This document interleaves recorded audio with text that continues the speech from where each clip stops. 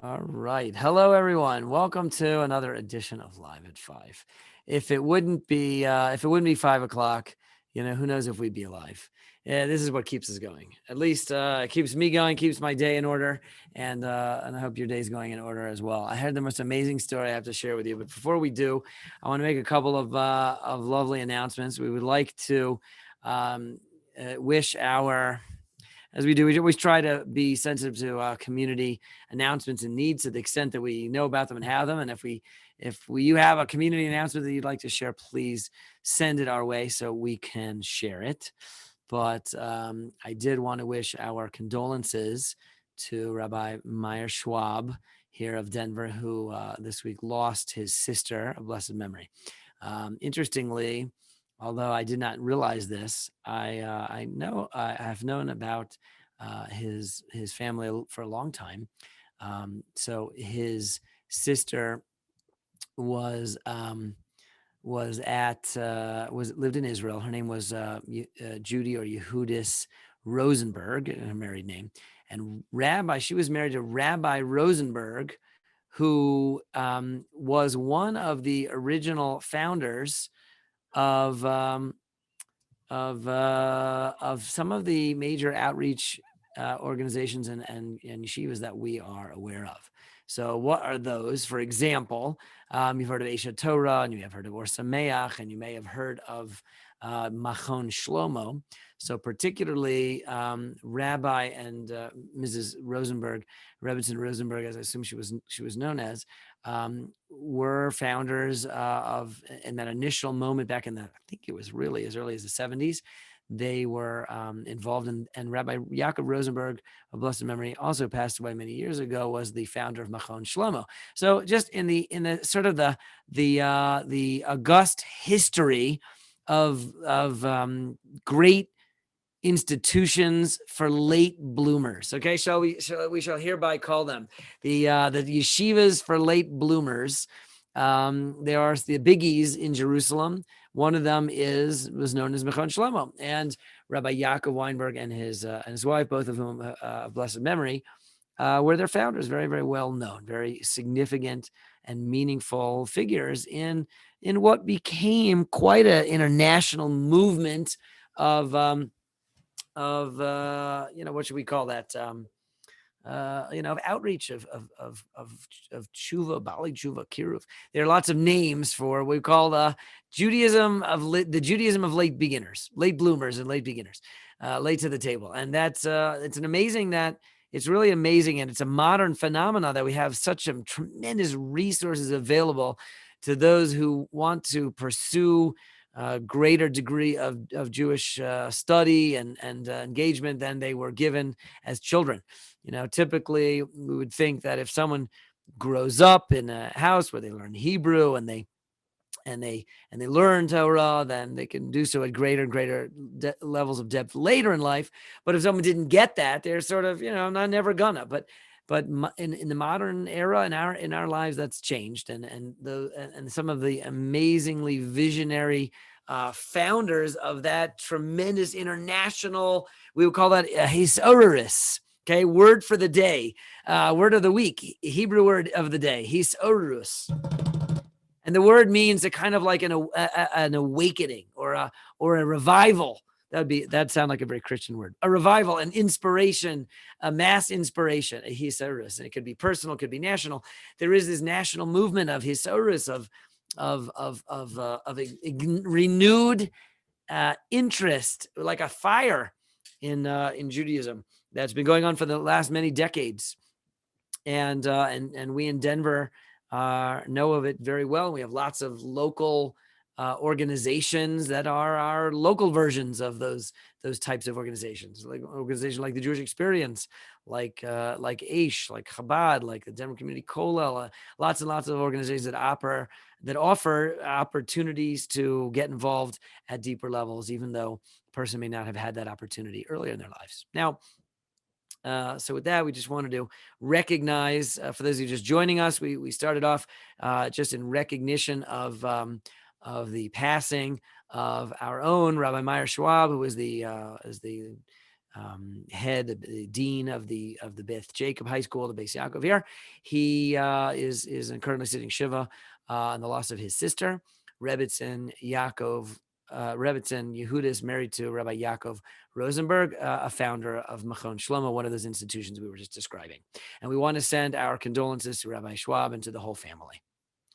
Likewise, I just wanted to also send our wishes for a refuah shleima, for a speedy recovery to Chuna Ben Salma and others that are, and certainly all of those who are looking and in a need of healing after the terrible events of the week in Meron. Now, I don't want to speak at great length about the events we did yesterday. If you'd like to hear more, I'll refer you to yesterday's Live at 5 program, which we did talk in depth about how to put into perspective, how to understand, and how even to grow from the tragic events of last week of Thursday night in Israel.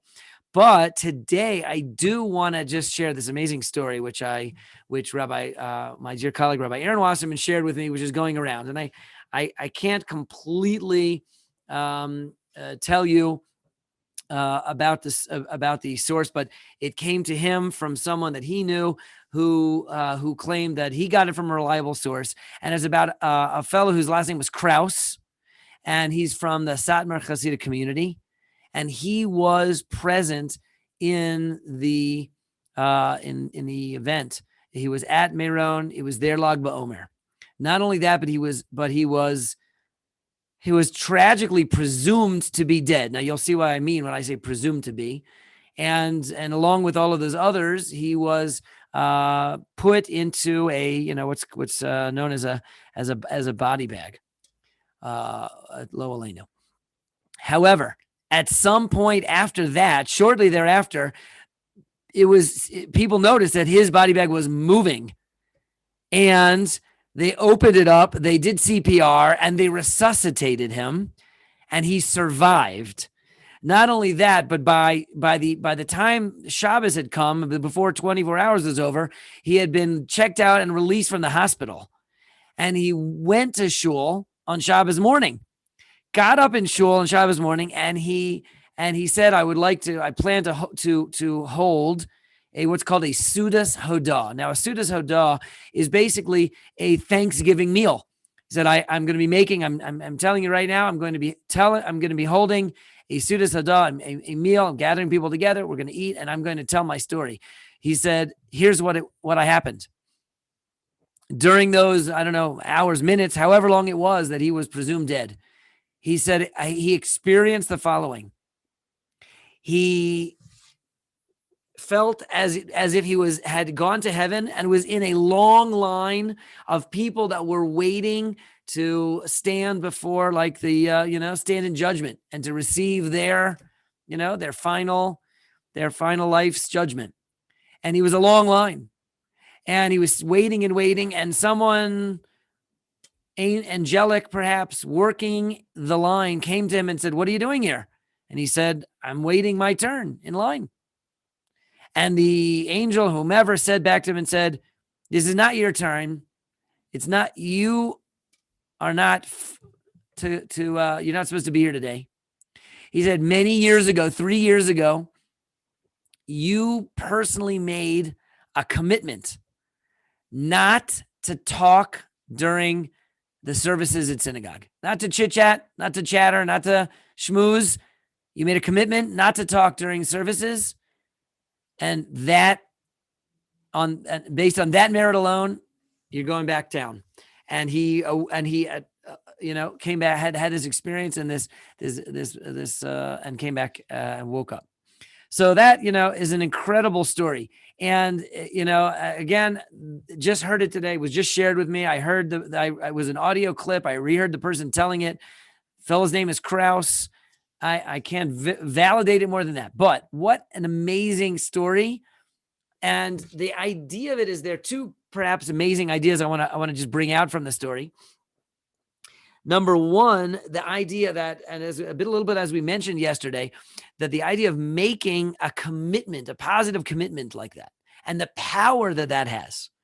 as we said, one of the ways that we respond to these kinds of tragedies is to find things that we ourselves can commit to and we can do. Yesterday, right after the show, my wife forwarded me something else that was going around. It was a Google Doc. It was familiar with a Google Sheet, I should say. It was a spreadsheet in the Google type, and it was publicly available. Anybody could hit it and edit it. And by the time I looked at it, there were over 600 line items on it without any names. Over 600 people had already said, I commit to the following. And they actually wrote down, without their name, they wrote down what they had committed to as a memorial to everyone that perished in Meyer last week. People said things like, I'm going to not talk during the services. I'm going to make sure to be at the services more frequently. People said all kinds of things. I'm going to smile at people more often. It was an incredible list, and on and on and on. Lots and lots of amazing, unique commitments that people made of all kinds, hundreds and hundreds of them. And I added mine to the bottom of the list before, passing it along. The idea behind such a commitment is a very significant Jewish idea, and it's a very timely one, which is that we know the power of making a commitment to something meaningful. To make a commitment to something means that you lock yourself into it. You commit. There's nothing that the word commitment itself is an important word. What does it mean really to commit to something? Like you really, you're dedicated. You obligate yourself. You're going to fulfill it. You're putting it out there and you're going to do it. That in and of itself is a powerful thing. We have an idea in Judaism that a person could make a vow. Now, making a vow, you have to be careful about that, because making a vow is a significant pledge. It's a promise. It's a commitment. And we don't do that lightly. In fact, we begin Yom Kippur with an annulment of vows called Kol Nidre. You're probably familiar with it. It's an annulment of vows. We don't want to be held accountable for a vow that we slipped up on, we fell short on. But the power of making a vow and keeping it is an enormously classical Jewish idea. There's all kinds of vows that people would make, committing themselves to something meaningful, something worthwhile. And nothing really, just to do something worthwhile is one thing. You'll do it occasionally. You have a feeling, I'm moved to do it. I'm going to do it. Today, I feel like smiling more. Today, I feel like being more, diligent about my, tzedakah or my Torah study or my prayer and the way I conduct myself in a synagogue. All of those things. When you're moved to do so, it's a great thing. Do it. But that's nothing compared to making a commitment, because making a commitment to it means I'm doing it even if I don't feel like it. I am now obligated, and I'm going to push myself to do it even when I'm not necessarily moved. Our sages have always taught us that it's actually greater to do something when you're obligated and you rise to the occasion and do it, even more so than when you just feel like it. Because the idea of doing something positive when you just feel motivated to do so is really, it's somewhat, it's like, if I feel motivated to do it, I'll do it. It's all up to me.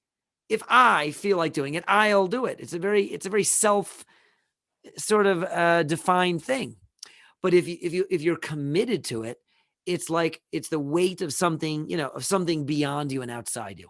If it's a commandment, if it's one of the mitzvahs of the Torah, it's a commandment, then you're doing it because God said so. And it's a commitment. And that shows your fidelity and fealty to the commander. It's much more than a self-reflexive, if I feel like it, I'll do it. I'm committed to doing it because there's this is my commandment. And you can add to that, in a sense, by making a vow. And you could say, look, here's the 614th commandment. I shall smile at more people today. And you can add that to your list, and you're committed to it. And it's beyond you, and it's bigger than you, and it's very powerful. And making a commitment is the point. So committing to something, and even something small, is a very, very meaningful thing. A lot of people, if you read through the list, which I scanned through the list a couple of times, I was so fascinated by it, how many hundreds of people just put down immediately, responding immediately, and put down a commitment, made some sort of a commitment. What did they commit themselves to?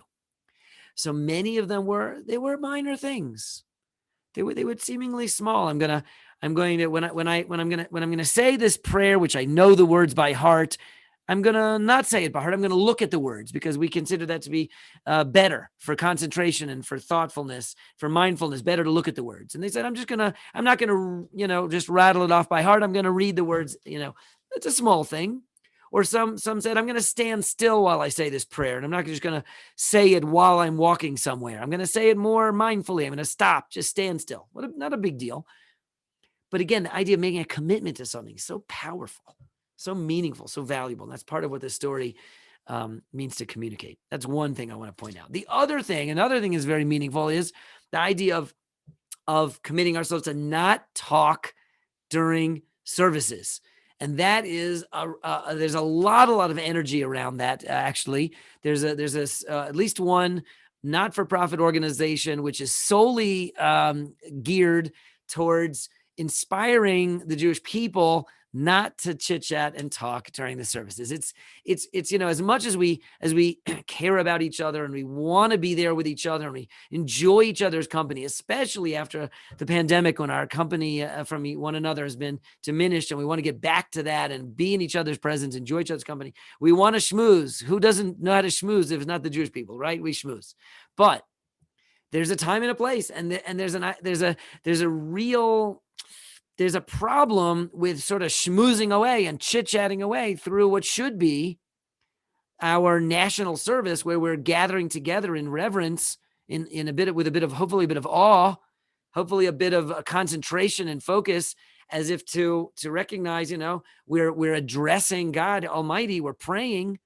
God's presence is here, and we're showing worshipful respect to that. So it's not a time to chit chat, and it's a tough one because we're so likely to, we're so drawn to be friendly with each other. It's such a positive thing. At other times, it's hard to just put the brakes on that during the services, but that's such a powerfully important thing to do. And that was, according to the story, at least, that was the point that was well made. Now, I don't know if those are two lessons. Take them or leave them. Take them from the story. Very meaningful, no matter what. Whether the story's true or not, those are valuable lessons. And it reminds me of something that my dear mentor and friend, Rabbi David Kaplan, would always say. He's a super storyteller. In fact, he has published many books of impactful Jewish stories. The titles of the books are Impact 1, Impact 2, Impact 3. They're impactful stories, and some of them sound amazing. And in his preface, he says, listen, are these stories true? I don't know. But you know what? They don't tell these stories about you and me. You know what I mean? So they're obviously expressing something. They say if it's a story, an amazing story about an amazing person, take it for what it's worth. There is probably an amazing story about whom amazing story is being told. There's probably an amazing person.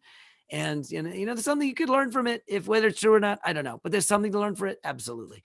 And so those are two interesting thoughts from this incredible story of Reb Krauss, the Satmar Chassid, who miraculously came back to life after having been taken for deceased at Meyer. Amazing. Now, my other topic for today. Today's live at 5. Also, I have another just point which I want to begin to talk about. Maybe we'll talk about more in the coming weeks and months. Interestingly. This week, the two parshas that we're going to read, one of them is Parshas Bahar. This Shabbos, we're going to read Parshas Bahar and Bechukosai, both. The first of those two, Bahar, which means Bihar at Mount Sinai. Okay? Bihar, at the mountain.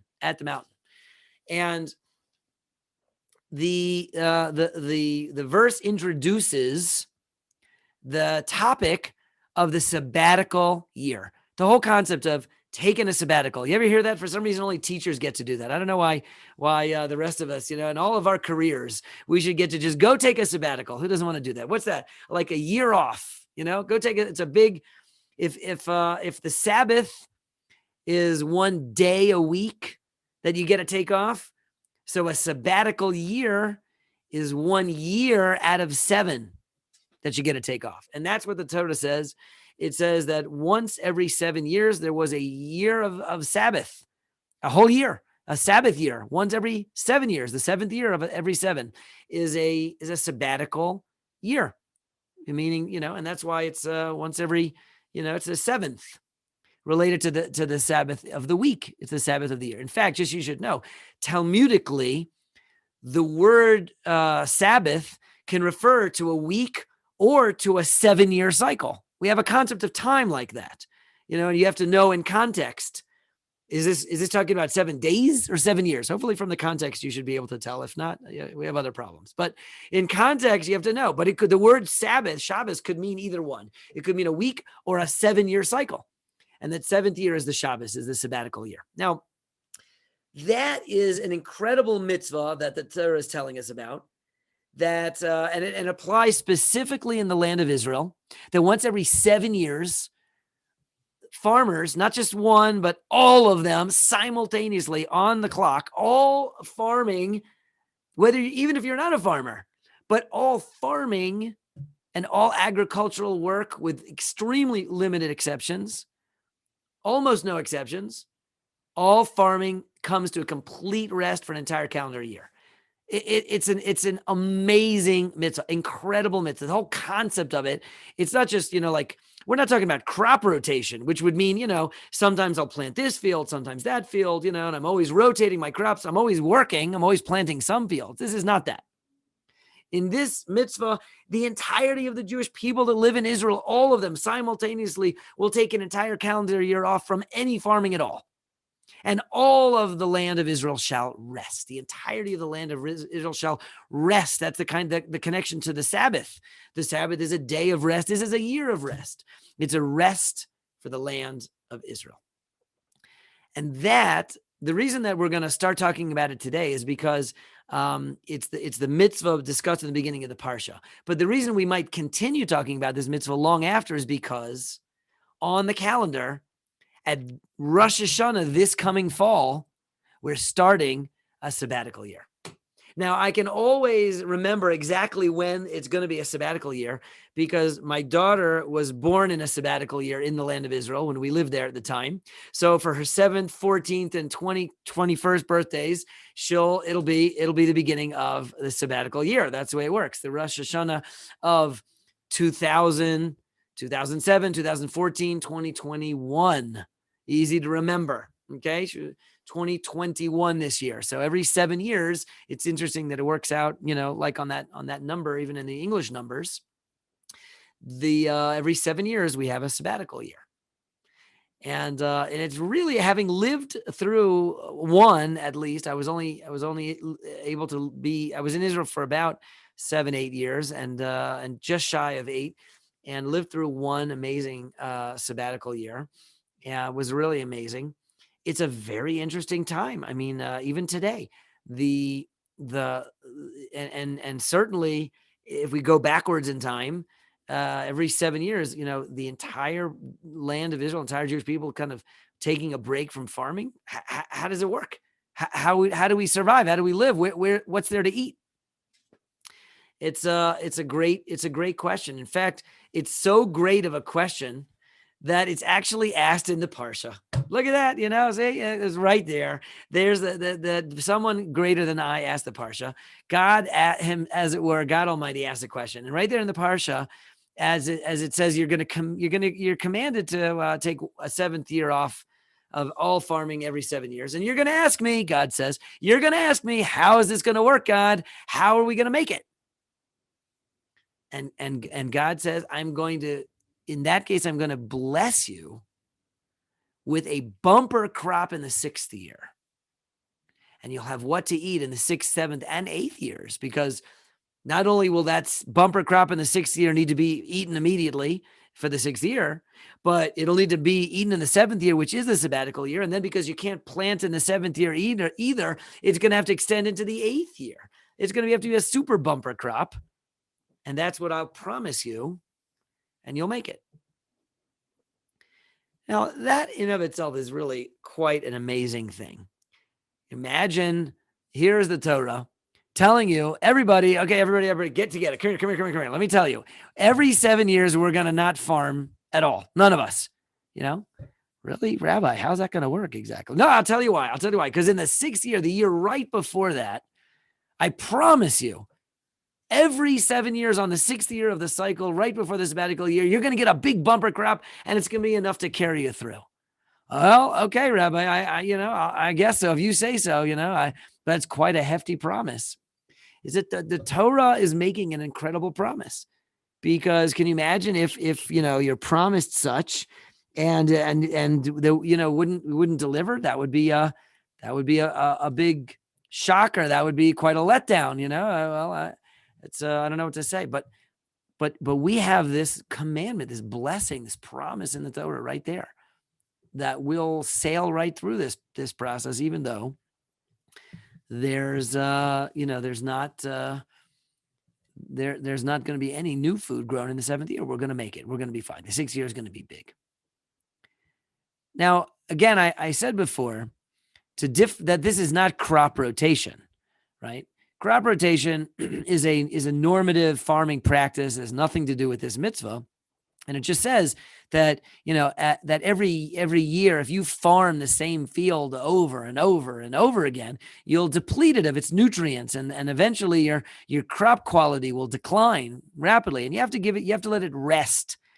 They would plant a certain non-fruit bearing crop, and then such a rest year, and they would plow it back under, and they would replenish the soil, allowing it to replenish with its nutrients. And someone told me that if you really know your farming, you'll need to do that once every 4 years. That means if you would want to plant the same field 4 or 5 years in a row, you're going to be taxing it. You're not going to want to do that. That's not a long-term proposal. You're not going to do that. Every 4 years, you're going to have to take off a year. And yet the Torah is saying you don't need to do that. You're going to plant 6 years straight. And not only is your 6th year going to not be, your least year as the land's getting more and more taxed, but that very last year of the 6 before you take a break is going to be a bumper crop. It's going to be your best year of the 7. That's quite a promise. And that's certainly not a promise that a human being would make or a human author would make. If not, it have to be the only one who can deliver on such a promise would make such a promise and be able to keep it. It's a little bit of it's considered to be in that way, a kind of a proof that this, if you were in search of one, would be kind of a good proof that it could not possibly our Torah be of human authorship. It just makes no sense. How could any human promise such a thing? And if you wouldn't deliver on it, well, that would be that. We wouldn't stick around for such a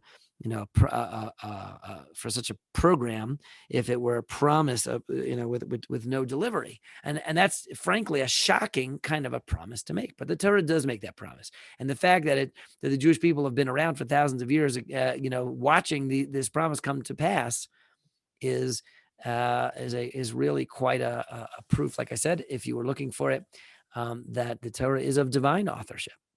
And so if you're interested more along these lines, you can take a look in what's come to be known as the Discovery Seminar, which was originally invented maybe something like 25 years ago. It was taught early on in Denver itself by Rabbi Moti Berger, who came from Jerusalem, and he taught this idea. It's a seminar making the case for the divine authorship of the Torah, rational approach and a case for the divine authorship of the Torah. And this is one of the beautiful points it makes amongst many others. But I just share that with you. This is certainly could not have made any sense in the context of anything other than a divine author who would make such an incredible promise. It's an incredible mitzvah, and it's not an easy one. It's considered to be a tough one to be able to imagine. If someone asked you to take a year off from your profession, your job, from your career, just take a year off, and without any real means of making it through that year, and just be confident that it'll be good, it'll be okay. So we'll talk maybe a little bit more about this incredible mitzvah tomorrow, the Mitzvah of Shemitah, as it's called, to rest, let the land rest, or the sabbatical year. It is interestingly, is a 7-year cycle, and then there's seven years, and it bears a lot of resemblance to the 7-week cycle of 7 days that we are counting between Passover and Shavuos. Is another 7 sevens, and we will pick up with both of those and talk about them more at length and greater depth, God willing, tomorrow here at Live at 5. Have a healthy day and a holy day. Thanks for joining.